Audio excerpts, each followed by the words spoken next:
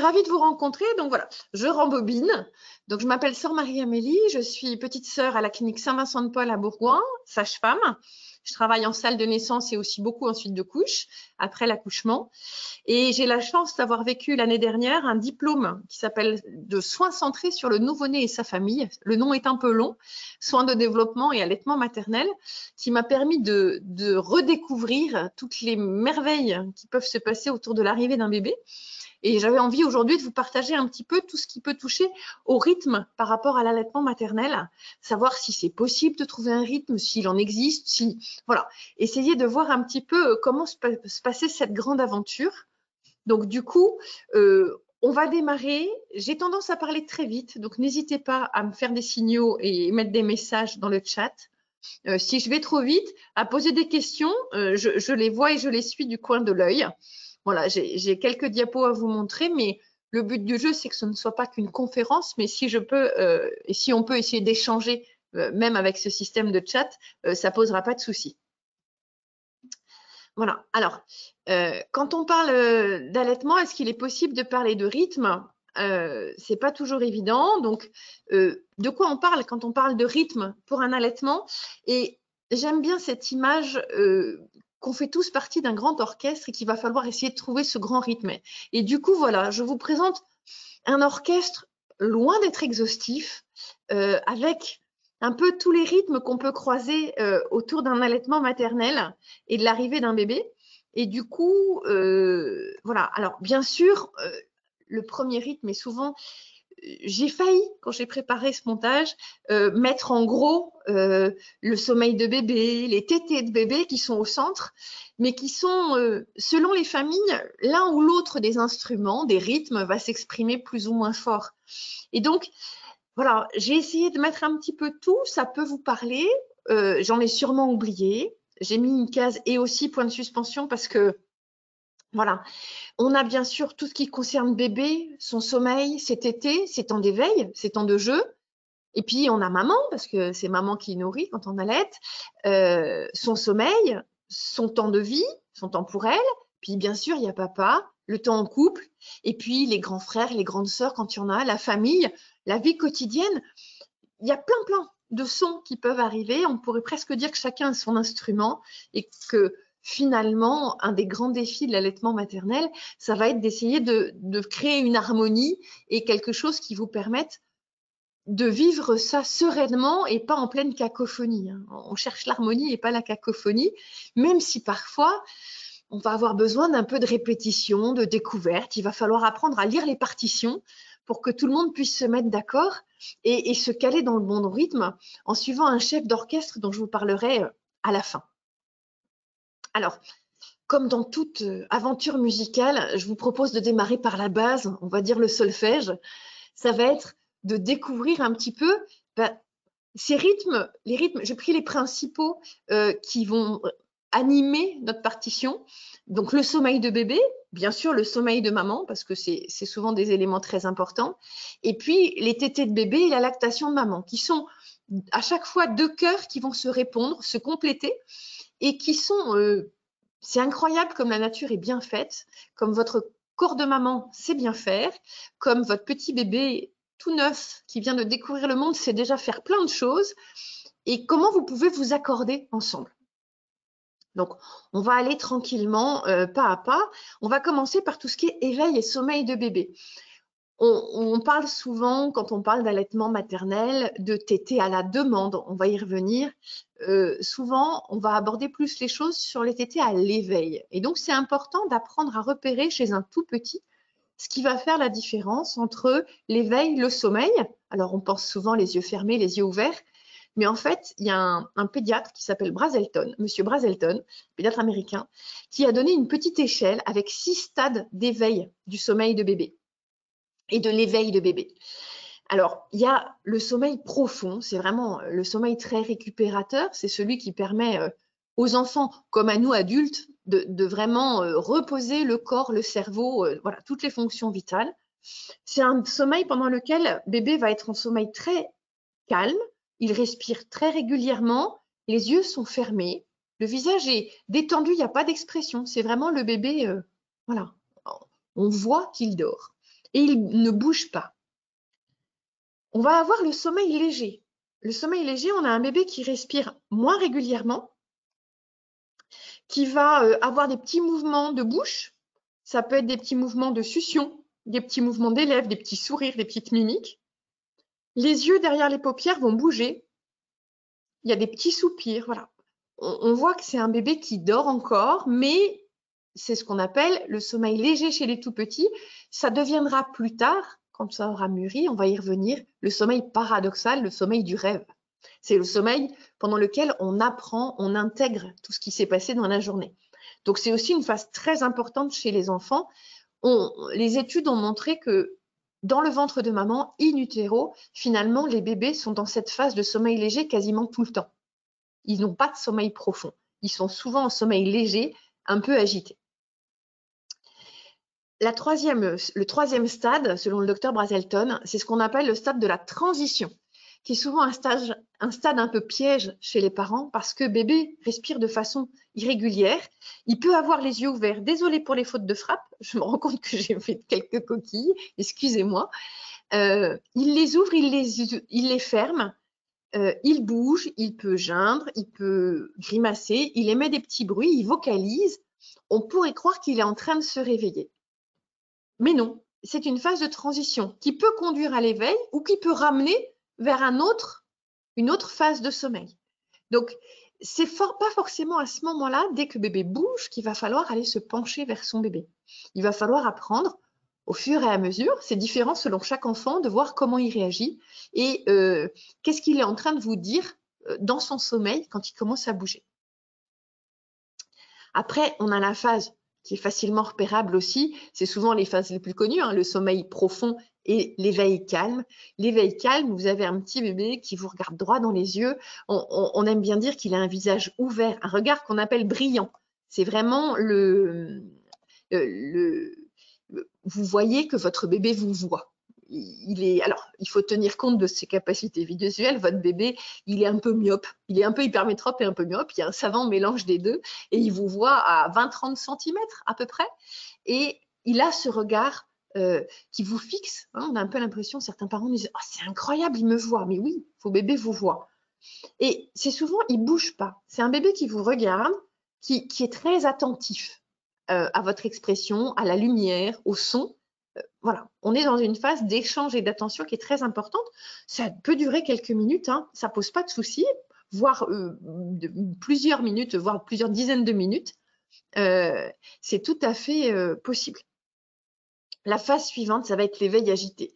Vous avez un bébé qui va être, oui, clairement, il est réveillé, il a les yeux grands ouverts, il vous regarde, mais enfin, il fixe un peu moins son attention, il commence à gigoter un peu dans tous les sens, il ferme les yeux, il les rouvre, il gigote, il grimace, il geint. On n'est pas encore en train de pleurer, mais on s'en rapproche. Hein.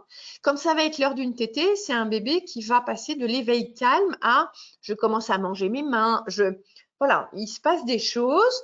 C'est souvent entre cette phase d'éveil calme et d'éveil agité que vous serez invité à proposer le sein à votre bébé pour profiter et de ses compétences quand il est réveillé, parce qu'ils font mieux les choses quand ils sont bien réveillés pour téter, et de ce calme pour pas qu'il arrive énervé au sein.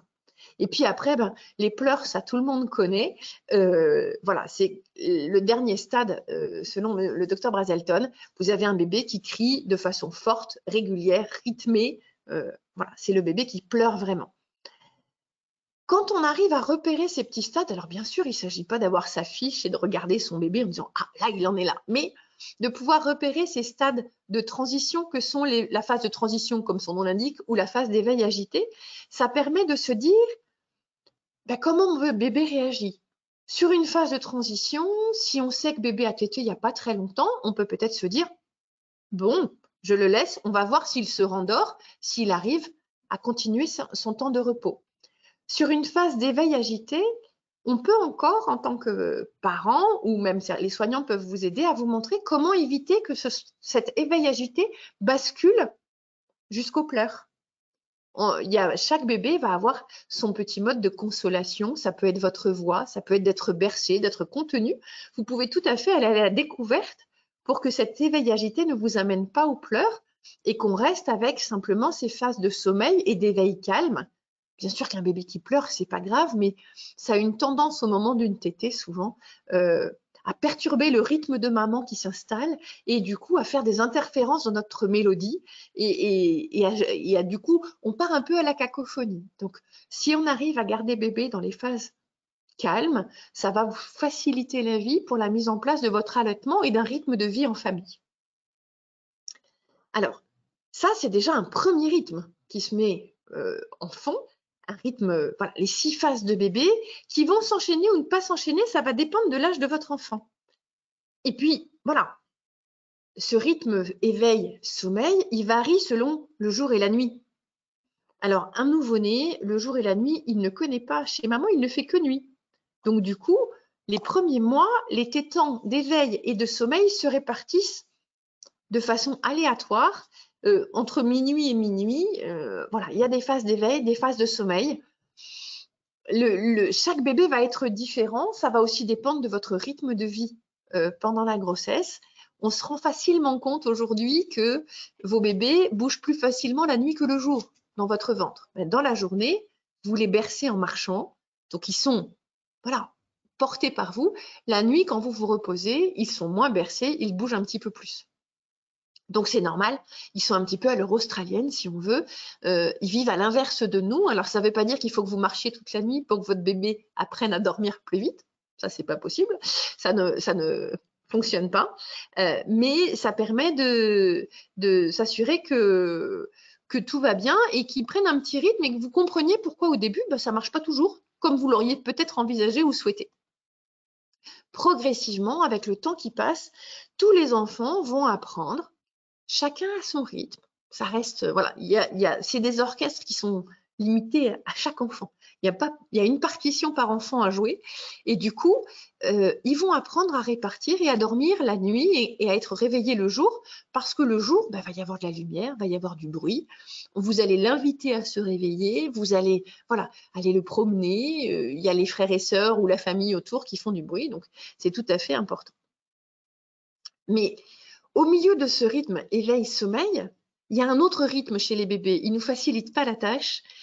Ils ont ce rythme entre le sommeil et le sommeil. Le sommeil d'un nouveau-né n'est pas le même que le sommeil d'un enfant de 3 à 6 mois et n'est pas le même que le sommeil d'un enfant qui a 2-3 ans ou de l'adulte. Ce qui est étonnant chez un nouveau-né, je vous ai parlé du sommeil agité et du sommeil calme et profond. Un nouveau-né, il s'endort en sommeil agité. Donc, on a l'impression qu'il ne s'endort pas, puisqu'on est dans cette phase, vous vous souvenez, où les yeux bougent, bébé bouge un peu, il peut geindre un peu, il peut téter sa langue, mais il est en train de s'endormir. Cette phase de sommeil agité, selon les enfants, elle dure entre 20 et 40 minutes. Et elle va, si tout va bien, si les transitions se font bien, s'enchaîner sur une phase de sommeil profond qui dure en général une vingtaine de minutes. Le grand défi chez un tout petit, ça va être de lui permettre, pour qu'il récupère, qu'il intègre, que son petit organisme qui a plein de choses à apprendre, respirer, manger, se chauffer, les sensations sur la peau, il y a des milliers d'informations qui lui arrivent, qu'il ne connaissait pas, pour qu'il puisse les intégrer, c'est de lui permettre d'enchaîner ces phases de sommeil, que ce fameux petit train du sommeil, dont on parle beaucoup, mais qui est très évocateur, puisse faire sa route. Et du coup, la phase de transition dont je vous parlais tout à l'heure, elle va se situer très souvent entre le sommeil calme et l'enchaînement avec une nouvelle phase de sommeil agité. Et donc, un de nos défis en tant que soignant, mais vous aussi en tant que parent, et un défi qu'on a, c'est de se dire, est-ce que mon bébé est en train de faire une transition vers l'éveil ou une transition où il est capable de se rendormir? Selon à quelle heure aura eu lieu la tétée précédente, selon où vous en êtes de votre journée à vous, ce sera à vous de profiter de ce moment de transition pour solliciter bébé ou au contraire pour se dire « Ouh là là, attention, protégeons son sommeil, laissons-le gérer pour qu'il puisse se rendormir ». Ça, c'est valable de 0 à 2 mois à peu près et progressivement, le sommeil de bébé va changer.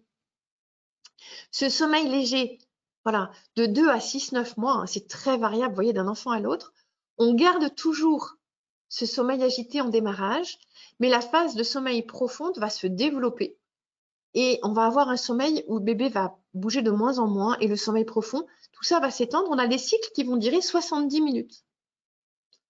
Et puis, le temps passe et ce sommeil paradoxal qui est le sommeil du rêve, donc c'est des sommeils où les bébés expriment beaucoup de grimaces quand on voit quand ils dorment, c'est vraiment le sommeil agité, va se décaler et au fur et à mesure, quand le bébé va s'endormir, quand un jeune enfant s'endort, il va s'endormir tout de suite en sommeil lent, en phase « je mets mon corps au repos ». Et c'est comme ça qu'on peut voir des enfants qui tombent de sommeil. Vous avez peut-être déjà vu des enfants qui étaient en train de courir à 12-18 mois dans tous les sens, et puis d'un coup, vous allez les retrouver posés dans un coin de la salle de jeu ou de leur chambre, allongés par terre à dormir. Ils se sont mis tout de suite en sommeil lent profond, et vous pouvez les prendre et aller les recoucher, ils ne vont pas bouger. Alors que s'ils sont en sommeil paradoxal, on risque plus de les réveiller. Et puis, à partir de 3 ans, et pour nous aussi, les adultes, le sommeil va avoir une phase très profonde. Il y a vraiment la phase où pour se réveiller, c'est compliqué. On va y revenir en parlant du sommeil des mamans. Et le sommeil paradoxal, et les cycles sont de 90 à 120 minutes. Ces phases de sommeil, vous voyez, qui sont relativement courtes, 50, une petite heure chez les nouveau-nés, expliquent aussi pourquoi des bébés sont capables de téter toutes les heures.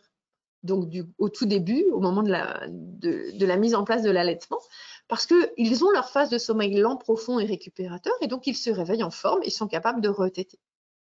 C'est quelque chose d'assez étonnant qu'on n'a pas fini de découvrir chez les tout petits, de voir quelle est la qualité de leur sommeil et comment ça fonctionne. Hop. Alors, voilà. Hop. Voilà.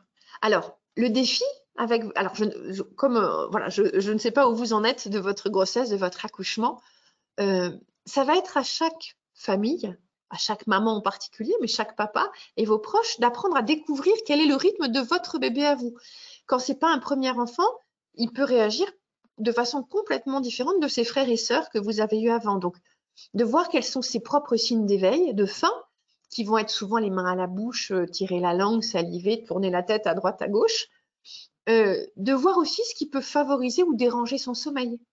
Si vous vous rendez compte que quand il est en phase de sommeil de transition entre deux petits trains, quand il y a de la lumière, il va se réveiller systématiquement, ou au contraire quand il y a du bruit.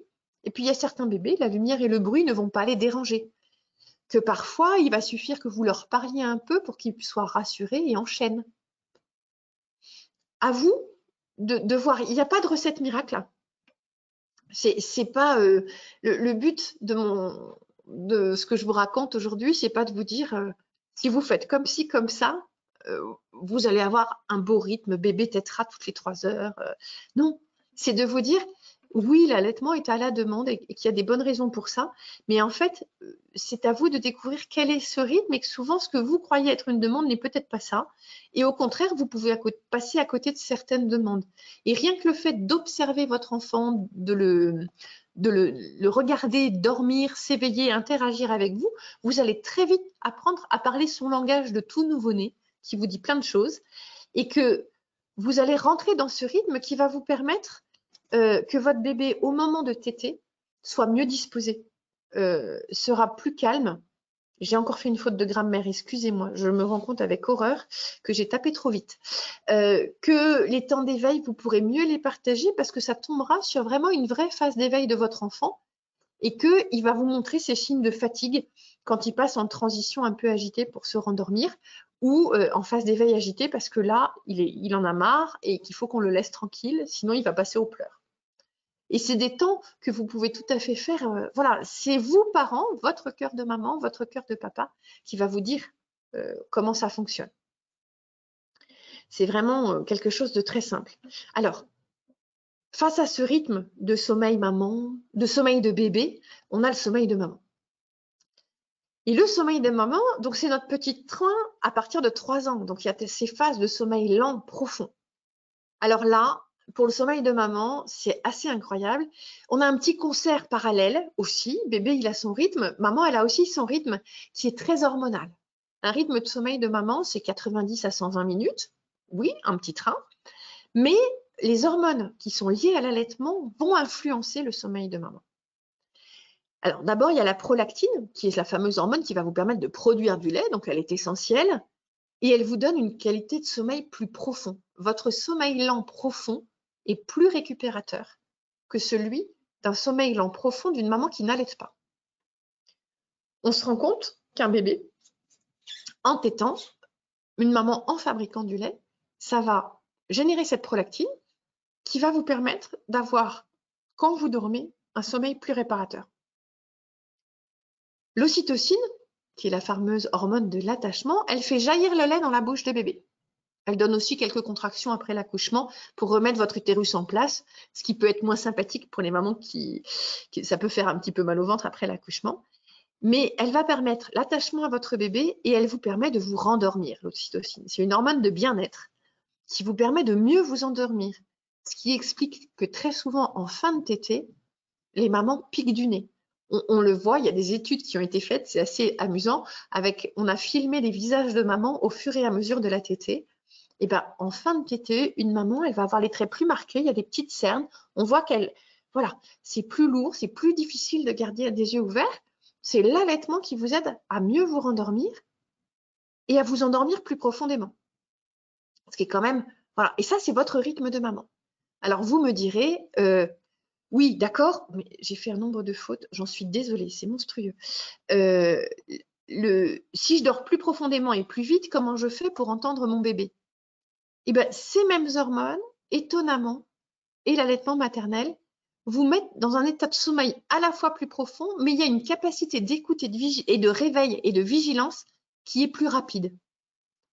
On s'est rendu compte que finalement, une maman qui allaite arrive sur la journée, il y a des études qui le prouvent, à dormir plus qu'une maman qui n'allaite pas, alors que beaucoup vont vous dire au biberon, on arrivera mieux à mettre un rythme et mieux à dormir, et que quand elle dort plus efficace, mais qu'elle entend mieux son bébé quand il se réveille. C'est assez étonnant. On dort plus profond, mais on entend mieux bébé. Ça fait partie des choses qu'on n'a pas fini de découvrir et d'apprivoiser, mais de se dire, voilà, bébé a son rythme de sommeil qui est de 50-70 minutes les premières semaines.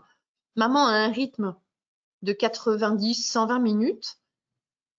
Ça colle pas, vous voyez bien, il y a un rythme plus court. Donc, si bébé arrive à enchaîner ses petits trains, bah, ça va finalement correspondre à un train complet de maman. Si bébé fait 2 petits trains, ça fait un train de maman. Et du coup, on va finir par réussir à se mettre d'accord.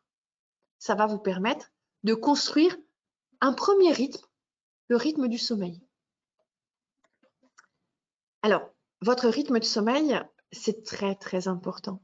Le repos de maman, beaucoup de mamans vont nous dire « Mais non, mais il faut que je m'occupe de lui, j'ai peur de ne pas l'entendre. » Vous allez l'entendre. Votre cœur et votre corps de maman sont faits pour entendre votre nouveau-né.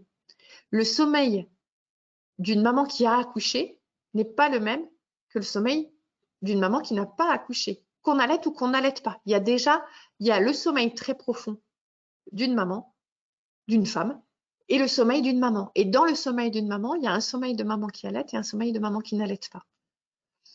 Si vous vous reposez, vous serez plus disponible et plus en forme pour vous occuper de votre bébé et aussi du reste de la famille, de papa, voilà, de trouver votre équilibre et de vous aussi.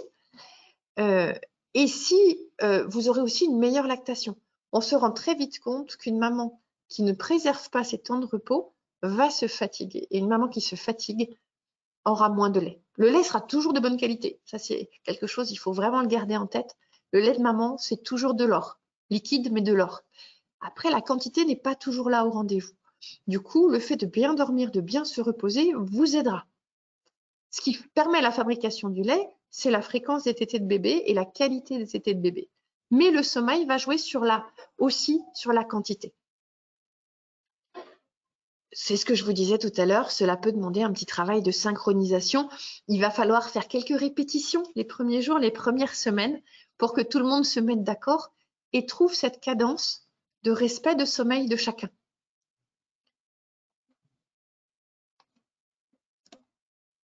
Alors, les tétées de bébé. Je vais vous proposer un petit film, j'espère que ça va bien passer, que j'ai emprunté à la maternité catholique de Cambrai, dans le nord de la France, qui reprend un peu le sommeil et le rythme des tétées les premiers jours.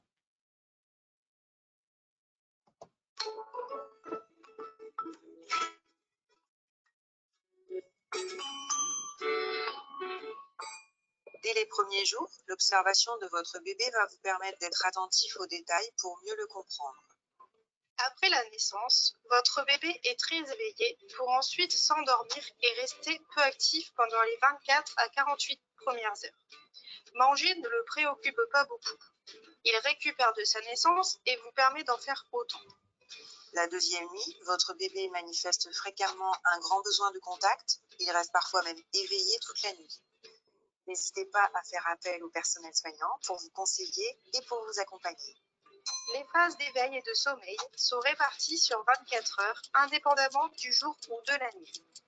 La durée du sommeil varie pour chaque enfant, entre 14 et 20 heures sur 24 heures. Il existe 4 cycles distincts et ses différentes phases. Le sommeil profond qui dure 20 minutes. Votre bébé dort à point fermé, le visage détendu, sa respiration régulière mais peut néanmoins sursauter. Le sommeil léger varie de 10 à 45 minutes. Votre bébé bouge, tète, émet des bruits et peut aussi s'étirer de son corps et son corps reste détendu. Un réveil calme pointe le bout de son nez. Avant chaque éveil, votre bébé communique activement par le regard. Il est disposé à téter. Le 4e cycle, l'éveil agité. Il peut être accompagné de pleurs et l'attention de votre bébé est difficile à capter. Sa prise de repas peut être compliquée. Ainsi, dans les semaines et mois à venir, il faudra trouver votre rythme jour après jour, nuit après nuit.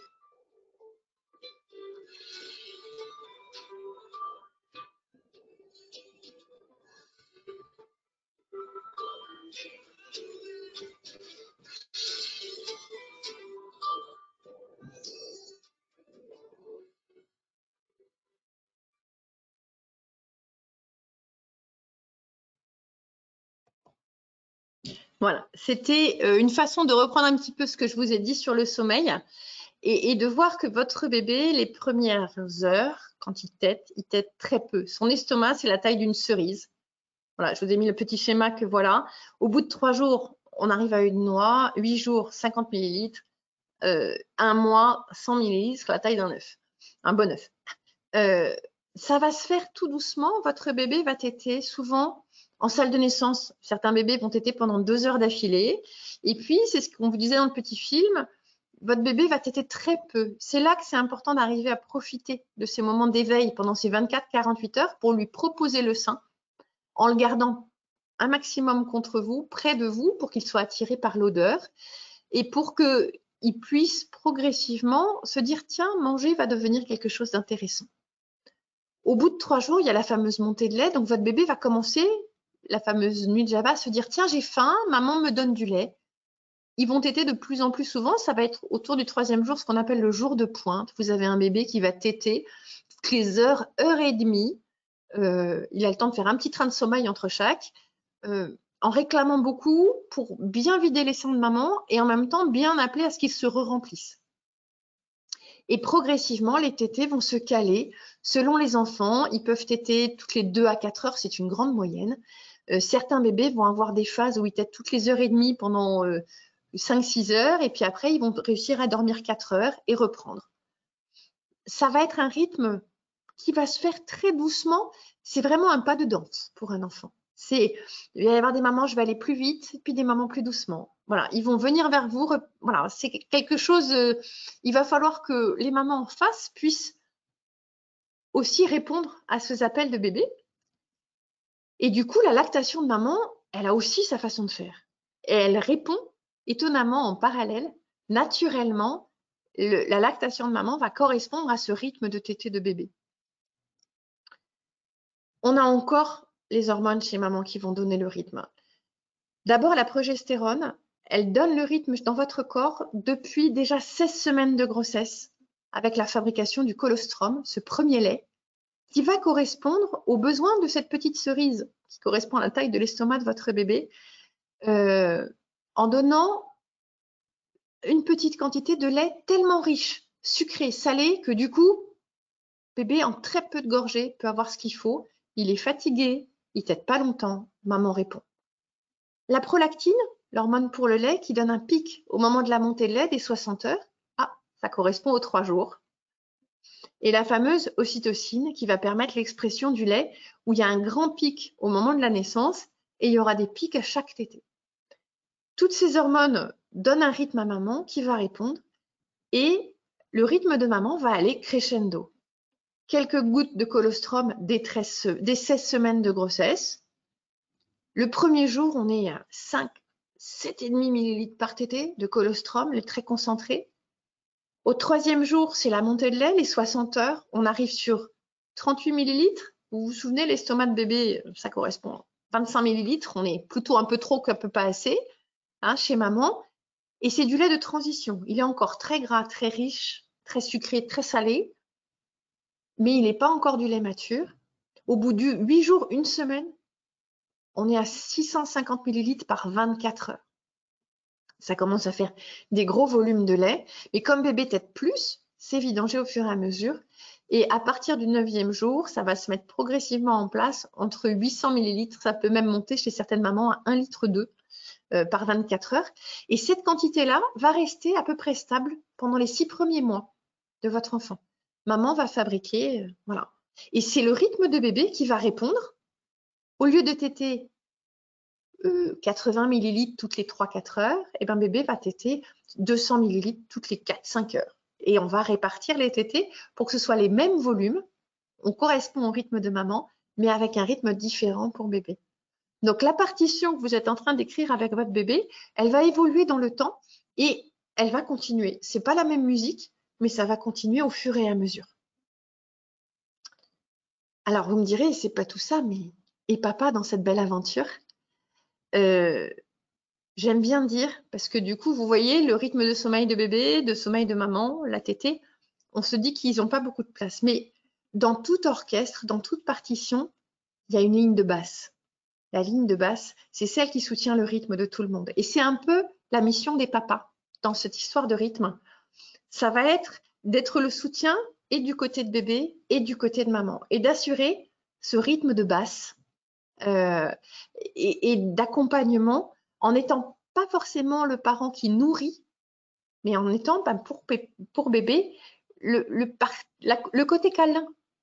Puisque maman a tendance à se rendormir après la tétée et pour qu'elle ait le temps de récupérer, il ne faut pas hésiter à ce que papa s'occupe du câlin digestif et de l'endormissement et d'aider bébé à passer cette phase de transition.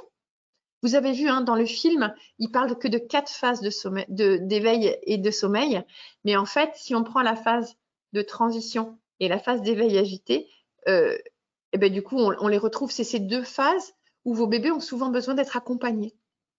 Et la voix de papa qui est plus grave, son rythme cardiaque qui est plus lent, en général, leur température est un peu plus élevée.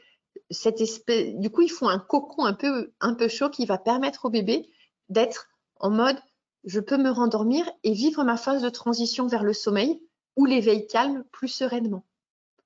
Pour maman, le fait d'être entourée de tendresse et d'attention, ça va permettre qu'il y ait plus d'ocytocine, donc que le lait soit bien produit, ça accompagne la production de lait et l'hormone de l'attachement. Tout ça, c'est très, très lié. Et puis papa, il va être très important dans les phases d'éveil et de jeu parce que c'est d'autres stimulations, d'autres voix, d'autres rythmes, d'autres jeux. Et pour maman, le soutien logistique est essentiel. L'allaitement, c'est une belle aventure, mais ça prend pas mal d'énergie au début. Après, le grand marathon de l'accouchement, le fait d'avoir un soutien logistique, pour maman, ça va lui permettre de bien mettre en place les mises au sein, d'être à l'aise, confortable et de se sentir entourée et portée, c'est quelque chose de très, très important. Alors, la grande question qui va se faire après, c'est est-ce qu'on peut trouver l'accord parfait quand on parle de rythme? Vous avez dû comprendre avec ce que je viens de vous raconter en de très grandes lignes qu'il n'y a pas d'accord parfait, il y a l'accord parfait pour votre famille, pour ce bébé-là, pour cette aventure-là. Et ça va être à vous de découvrir. Il y a beaucoup d'images clichés autour des rythmes et de l'allaitement. Voilà, il y a beaucoup de devoirs, on doit, il faut donner un rythme à son bébé. Non, bébé vous donne le rythme. Il n'y a pas d'obligation. Il est normal qu'un bébé ne trouve pas de vrai rythme tant que la lactation de maman ne soit pas tout à fait en place et qu'il soit en mode je tète encore souvent parce que on a vu la lactation, il faut une dizaine de jours pour arriver à 800 millilitres, à des grosses rations qui correspondent aux besoins de votre enfant. Donc que votre enfant tète souvent, c'est sa façon de vider les seins pour que vous refabriquiez du lait. Donc on se rend compte que pour se dire mon bébé a tété comme ça veut dire que je sais maintenant à peu près que quand il tète de cette manière-là, il va dormir ou être calme et ne pas réclamer pendant 2, 3, 4 heures selon chaque enfant. Il faut souvent un bon 3 semaines pour arriver à décoder. Donc, il n'y a pas à donner un rythme, c'est pas vous qui allez le donner. On peut accompagner, mais il n'y a aucun devoir. Hein. En même temps, on nous dit qu'il faut donner un rythme, mais à l'inverse, vous entendez des gens qui vous disent « Ah ben non, bébé doit téter à la demande ». Oui, il y a un rythme de ces bébés qui décident du rythme. Bien sûr, parce que c'est important, il connaît ses besoins. Et du coup, quand il vous appelle, c'est qu'il a une bonne raison. Mais c'est aussi important que votre bébé… Alors, les mamans qui ont des grands vont vite s'en rendre compte. S'il y a un petit grand frère ou une petite grande sœur qui a 2-3 ans, qui doit aller à l'école ou chez la nounou, ou pour qui c'est l'heure du repas, et que votre nouveau-né réclame à ce moment-là, si papa ou la famille n'est pas dans l'entourage pour vous aider, vous allez être obligé de faire patienter votre nouveau-né. Parce que les petits grands ont plus de mal à gérer la frustration et la patience et ils ont aussi besoin d'un rythme. Donc, c'est important que bébé tète à la demande, à l'éveil, comme je vous disais tout à l'heure, et en même temps, ben oui, quelque part, on peut lui donner un rythme. C'est bébé tète à la demande et je peux lui donner un rythme. Et du coup, vous allez vous accorder. C'est cette phase de répétition et de synchronisation dont je vous parlais tout à l'heure, qui va évoluer selon le temps, quand il y a un rendez-vous chez le pédiatre, quand il y a… Voilà, l'allaitement, c'est souvent à la demande et de bébé et de maman. Bébé a faim, maman a les seins très tendus, elle a besoin d'être soulagée. Ben, c'est le rythme de lactation de maman qui va inviter à prendre bébé et à lui proposer le sein pour voir s'il peut venir soulager maman. Il y a toute une… C'est vraiment… Voilà, j'ai pris l'idée de l'orchestre, on aurait pu prendre l'idée de la danse, mais cette idée de rythmique musicale peut vous aider à mieux percevoir ce qui se passe et à rentrer dans ce mouvement qui est un mouvement qui va être très chouette, hein, mais voilà. Des gros aussi, quelque chose de très important dans le rythme. On va vous dire une tétée, c'est 15 minutes sur chaque sein. Ben, on ne sait pas. Une tétée, ça va dépendre des besoins de votre enfant. Alors, la tétée, ça peut être sur chaque sein, ça peut être sur un seul sein. Ça dépend de votre lactation, de votre rythme à vous. Ça dépend de si c'est le matin ou le soir. Certaines mamans, il y a un pic de prolactine le matin. Donc, vous pouvez tout à fait avoir le matin un seul sein par tétée et le soir, un peu plus fatigué, ben on fera les deux seins parce qu'on se rend compte que la production est un peu plus laborieuse. 15 minutes, peut-être. Certains bébés, on voit des bébés qui vont avoir résolu leur tétée complète sur un seul sein en 5 minutes chrono. Et puis d'autres bébés, il va leur falloir 25-30 minutes par sein à certains moments parce que la lactation ne suit pas, parce qu'ils sont fatigués, parce qu'ils ont besoin de plus d'apport, parce qu'ils font une poussée de croissance, donc ils ont besoin de… Maman, il faudrait reprendre un petit peu les rations hein, parce que j'ai faim. Voilà. Vous allez apprendre à décoder quel est le rythme de votre bébé pendant qu'il tète et dans la journée. Un des grands dans le rythme, j'en ai pas parlé parce que si on me lance sur le sujet, voilà. Il y a aussi un rythme dans la qualité du lait. On dit beaucoup que le lait gras est en fin de tétée. En fait, votre lait, la composition est tellement complexe qu'on n'arrive encore pas à savoir tout ce qu'il y a de bon et de beau dedans et comment ça fonctionne. Parce que plutôt que de le recueillir et de l'étudier, on préfère qu'il soit donné au bébé. Donc, ce n'est pas toujours évident d'arriver à suivre qu'une maman puisse donner son lait pour l'analyser. Mais on se rend compte, alors le colostrum, le lait de démarrage, c'est très gras, très sucré, très salé. En petite quantité, c'est très riche, plein d'anticorps. Il y a plein d'hormones dans le lait. Il y a vraiment… voilà, il y a tellement d'éléments il y a plein de germes aussi pour la colonisation du tube digestif. Voilà. On se rend compte avec le temps que quand le lait devient un lait mature, il est un peu plus fluide en début de tétée et un peu plus épais en fin de tétée. Alors oui, le lait gras est en fin de tétée. Mais en fait, le lait est plus gras en fin de tétée. Il est déjà très gras en début de tétée. Parce que cette idée du lait gras en fin de tétée, elle peut vous bloquer en disant oh, mais il a tété que 5-10 minutes, il n'a pas le lait gras. Votre bébé sait quand il est repu. Il sait s'il a besoin d'y retourner. Donc, il n'y a pas de raison. Votre lait est toujours le plus adapté à votre bébé. Et donc, le lait, oui, est plus gras en fin de tétée, mais on ne va pas dire que le lait gras est en fin de tétée. Il est plus gras en fin de tétée. Et en début de tétée, il est un peu plus aqueux, un peu plus sucré. Ce qui fait que quand il fait très chaud, bébé va téter quelques secondes, il s'hydrate, il s'arrête. Et quand il a plus faim, il va téter plus longtemps pour avoir plus de volume et plus de lait un peu plus gras. Mais ça reste quelque chose de très variable d'une maman à l'autre, d'un allaitement à l'autre, d'une tétée à l'autre, selon la façon dont bébé tète, il va déclencher la fabrication d'un lait plus gras ou moins gras. C'est vraiment étonnant les capacités qu'ont votre bébé et que votre corps de maman a de répondre aux besoins. Ça fait partie des choses qui sont beaucoup étudiées en ce moment et qu'on ne maîtrise absolument pas encore. De se dire pourquoi un premier allaitement a pu marcher très bien avec une belle courbe de poids et pourquoi pour un deuxième bébé, ça peut être un petit peu plus laborieux. On pense que la succion de bébé joue beaucoup, on pense que la fatigue, il y a plein de choses. À 3 mois, bébé doit faire ses nuits. Non. En fait, les bébés ont plusieurs semaines. Oui, c'est très, très rare qu'un bébé fasse ses nuits avant 3 mois. C'est rarissime. Quand on dit faire ses nuits, c'est 20h, 8h du matin. Hein, c'est les 12 heures. Les tétés de la nuit, on s'est rendu compte, étonnamment, que c'est souvent là où bébé tète le plus et le mieux en quantité. La plupart de ces apports, il y a presque 60% des apports qui sont faits sur les tétés nocturnes. La prolactine, il y a un pic en milieu de nuit, début de matinée. Enfin, voilà, sur la partie 2 à 6 heures du matin.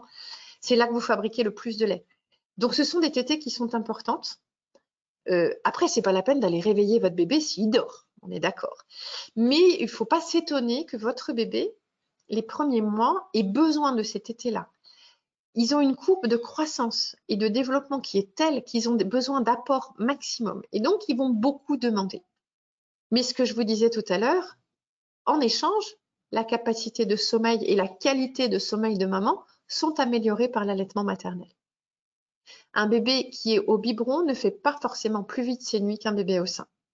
Du tout. C'est pas du tout prouvé. Les études ont plutôt tendance à dire le contraire. Donc, ça reste quelque chose qui reste très bébé dépendant, histoire dépendant. C'est là que le rôle de papa va être important dans on se relaye, on se complète pour que tout le monde se repose, tout en trouvant le bon équilibre de vie. Mais voilà, on ne reste pas dans le on doit. Chaque bébé va avoir son rythme. Après, vous vous souvenez des petits trains du sommeil.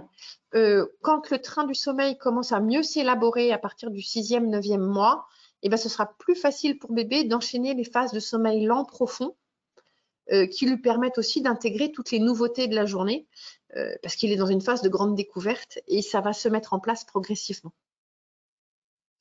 Et puis le fameux bébé tète toutes les 3 heures, qui reste quelque chose de rarissime, d'avoir un bébé réglé à heure très fixe. Ça va se caler dans le temps, mais avec un allaitement maternel, on a cette idée que c'est toutes les 2 à 4 heures plus tôt, ça reste très flottant.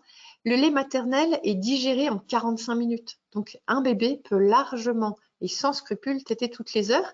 Il en a la capacité sans que ça lui fasse mal au ventre. Hein. Un bébé ne mange pas trop au sein. On ne peut pas rationner un bébé au sein. Mais il a aussi besoin de ses phases de sommeil et vous de vos phases de sommeil. Donc, voilà, vous allez prendre ce pas de danse pas à pas et petit peu par petit peu. Alors, je vous parlais du chef d'orchestre tout à l'heure. Le chef d'orchestre, c'est de vous faire confiance en fait. Vraiment, c'est la confiance en vous parce que vous êtes maman et que vous savez ce dont votre bébé a besoin, ce dont vous avez besoin. Dans votre bébé parce que lui, il est tout à fait capable de vous dire non mais là je peux dormir, là j'ai besoin d'aide, là j'ai faim. Et que un bébé ne va pas se laisser mourir de faim comme un bébé ne va pas trop manger. C'est souvent on va dire que nous, si on est devant une tablette de chocolat, ben, on va être capable de la finir alors qu'on n'a plus faim. Un bébé qui n'a plus faim, il va s'arrêter de téter ou d'avaler. Il peut continuer à téter, mais il arrêtera d'avaler. S'il continue à téter et qu'il arrête d'avaler, c'est pas forcément qu'il a faim. Il peut avoir besoin d'assurance, de câlin, de succion, mais pas forcément de manger. Et ça, vous allez vite apprendre à le découvrir. C'est les yeux ouverts sur son bébé vraiment, ça permet de voir quand il est bien, quand il mange bien, quand il se paye un petit peu votre tête, quand voilà, il y a plein de choses très belles qui se passent rien qu'en regardant votre bébé et en étant attentif à sa façon de réagir et d'interagir avec vous. Et puis bien sûr, confiance dans le papa qui vous aide, dans vos proches, dans les grands frères et grandes sœurs qui vont tolérer tranquillement et qui seront peut-être un peu jaloux, mais qui vont apprendre eux aussi à rentrer dans le rythme et à patienter un tout petit peu. Si le bébé était en train de téter, eh ben, ils vont apprendre à patienter un peu pour leur repas. Voilà, de la même façon que votre bébé va apprendre à patienter si vous êtes en train de faire manger les grands. Tout ça, ça va se caler. Mais vraiment, votre chef d'orchestre, c'est la confiance parce que c'est vous qui savez ce qui est bon pour votre enfant et quel est le rythme qui vous convient. Alors là, je vous ai mis un schéma qui est un peu barbare, mais c'est quelque chose que j'ai trouvé passionnant dans ma formation et que je trouve beau à partager. C'est il y a une synchronisation qui se fait naturellement sans que vous ayez besoin de vous en occuper entre votre corps et la succion de votre bébé. Ce que vous voyez à gauche dans le tableau, c'est on voit le changement de pression dans la bouche de bébé. Ils ont mis des capteurs dans la bouche de bébé et quand sa langue derrière va se baisser pour appeler le lait, ça fait une variation de pression. Alors, il y a les petites variations de pression, puis il y a les grandes variations de pression. Quand le bébé se met au sein, il va faire des petites variations de pression et ça peut durer 1 à 2 minutes, le temps que maman produise du lait. Ces variations de pression, elles stimulent, il y a un message nerveux qui part chez maman et maman va se mettre à fabriquer du lait. Donc, c'est normal que certaines mamans nous disent « mais il est au sein, mais il ne se passe rien ». Non, c'est le temps que maman se mette d'accord, que le corps de maman réponde. Il y a quelques gorgées, mais toutes petites. Et puis, maman va se mettre à fabriquer du lait et du coup, on va avoir des grands réflexes. Bébé va mettre des grandes pressions parce que maman envoie du lait. Ça va durer bébé avale, ça peut durer quelques minutes. Et puis, à nouveau, on va passer sur une phase de repos. Bébé ne lâche pas le sein. Ah, maman récupère, maman a soif. Vous allez boire. Le lait, quand il se fabrique, c'est 80% d'eau et il se fabrique pendant que bébé tète. Donc, la soif, c'est une façon que votre corps a de dire « Oh, bébé a bien tété, il faut boire ». Donc, ayez votre bouteille d'eau à côté de vous. Il va y avoir un second réflexe d'éjection et bébé va se remettre à téter. Et selon les mamans, on peut avoir 2, 3, 4 réflexes d'éjection qui vont se poursuivre pendant la tétée. Et chaque enfant va s'adapter au débit et on se rend compte que quand maman n'a pas de réflexe d'éjection, bébé va, entre guillemets, poser la fourchette.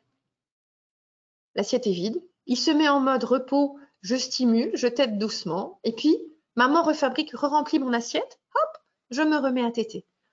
Cette synchronisation, vous n'avez pas à la réfléchir. Elle va se faire toute seule. Et vous allez juste pouvoir l'admirer, de voir comment votre bébé sait gérer. Et un bébé qui a pas très faim, il va s'arrêter au bout du premier réflexe d'éjection. Un bébé qui va avoir très faim, il va demander le deuxième, le troisième, voire le quatrième quand il y a besoin de plus. Et c'est quelque chose qu'on observe dès les tout premiers jours. Hein. Il suffit, même avant la montée de lait, on va se rendre compte, même avec le colostrum, qu'il y a des phases où bébé va téter fort, on l'entend qu'il avale, et des phases où il va téter moins fort, mais il ne s'arrête pas parce qu'il a encore besoin un petit peu d'apport.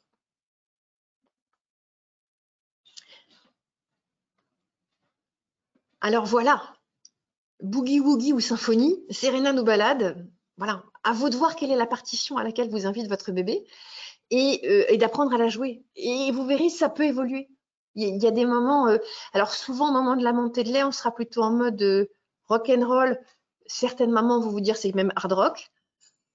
Peut-être ça peut être un peu difficile, la nuit de Java, voilà, ça peut être un peu difficile, mais vous allez trouver un rythme de croisière et ça va se caler en fonction de votre projet d'allaitement, de ce que vous souhaitez vivre, comment vous le vivez. Et nous, on vous invite vraiment à la découverte de ce que votre bébé, votre corps, vous-même, êtes capable et de ce que votre cœur de maman, le cœur de papa, est capable d'entendre et de comprendre et de se dire que c'est vous qui avez les bonnes solutions, c'est pas nous. On peut vous donner des outils, des petites clés pour se dire, tiens, là, il dort profondément. Là, peut-être que c'est pas le moment de les réveiller. Il est peut-être en train d'enchaîner ses petits trains. Mais ça va être à vous de réfléchir, de vous poser et de voir voilà, à quoi vous invite votre bébé et puis votre rythme de vie personnel aussi, parce que oui, c'est à la demande de bébé, mais c'est aussi à la vôtre, cette aventure. Alors, j'ai conscience de vous avoir donné beaucoup d'informations. Ce que je vous propose maintenant, c'est peut-être si vous avez des questions, des réactions.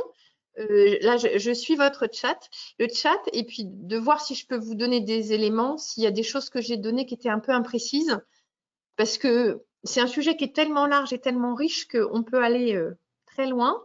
Et du coup, voilà, si je peux vous donner quelques éléments, n'hésitez pas à utiliser le chat pour me dire et voir un petit peu voilà, ce qu'on peut faire.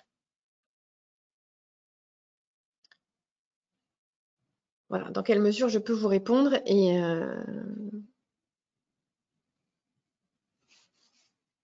voilà. Hop.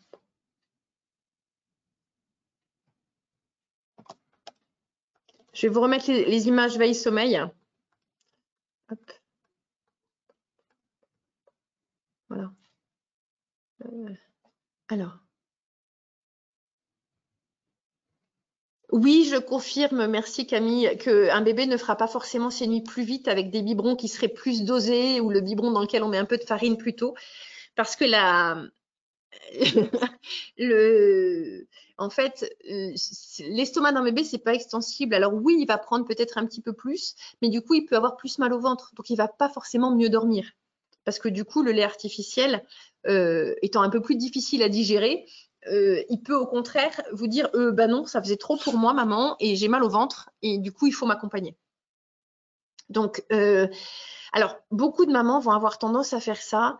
Ça va vraiment dépendre pour le coup des capacités et du rythme, l'autre dont je ne vous ai pas parlé, de digestion de votre bébé. Je vous ai dit, le lait maternel, c'est 45 minutes. Le lait artificiel, c'est 2h30, 3h. Et certains bébés, ça peut être plus compliqué pour eux. Donc, ce n'est pas du tout prouvé. Vraiment, les études ont montré que les bébés ne dormaient pas forcément et faisaient plus forcément, excusez-moi, je vais trop vite, ne faisaient pas leur nuit forcément plus vite en étant au biberon. Du tout. C'est pas... Et on revient sur ce que je vous disais tout à l'heure, le fait que le sommeil de maman, en fait, quand on veut qu'un bébé fasse ses nuits, je vais dire, c'est pour que papa et maman dorment. Parce que lui, bébé, il dort la nuit, la journée. Vous avez vu, 14 à 20 heures par jour, ça ne les dérange pas. L'avantage qu'un bébé fasse ses nuits, c'est que nous, on est sur un train de sommeil où notre meilleur sommeil, c'est la nuit. Et qu'on a besoin, nous, de trouver notre équilibre.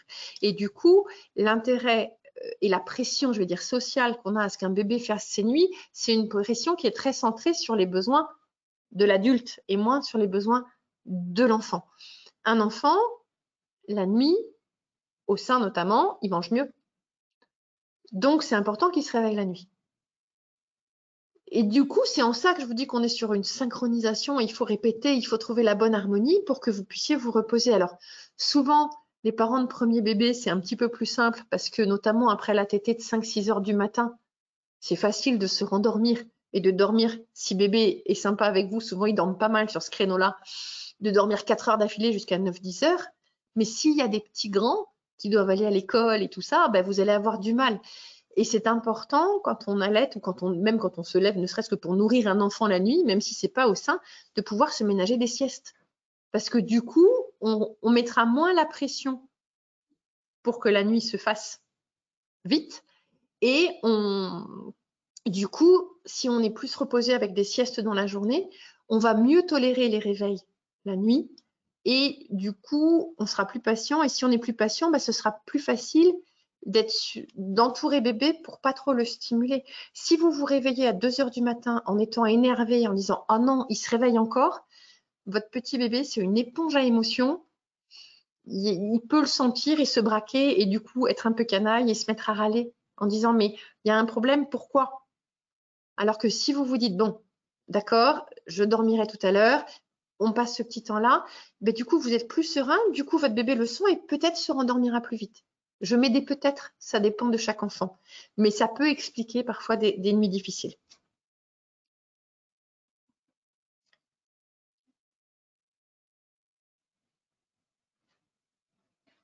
Je ne sais pas s'il y a d'autres questions.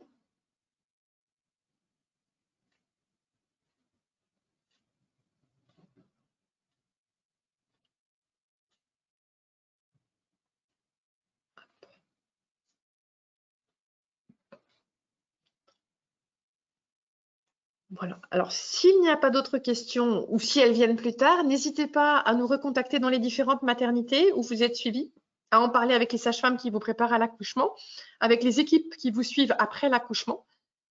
Moi, il va me rester à vous souhaiter une très belle journée, à vous remercier pour votre attention en vous demandant pardon pour les fautes de frappe et les fautes de grammaire qui pullulaient dans mon montage. J'en suis désolée. Voilà. Voilà, comme ça, alors, super. Ah ben, je suis contente d'avoir des nouvelles de Maë, ça fait plaisir. Et voilà, on vous souhaite une magnifique rencontre avec vos enfants, si l'accouchement ne s'est pas fait, et une belle aventure d'allaitement au rythme qui sera le vôtre. À vous de trouver et à vous de choisir aussi. Et voilà, je vous dis à bientôt pour certaines et certains. Et puis sinon, on vous souhaite un beau chemin de vie. Bonne journée.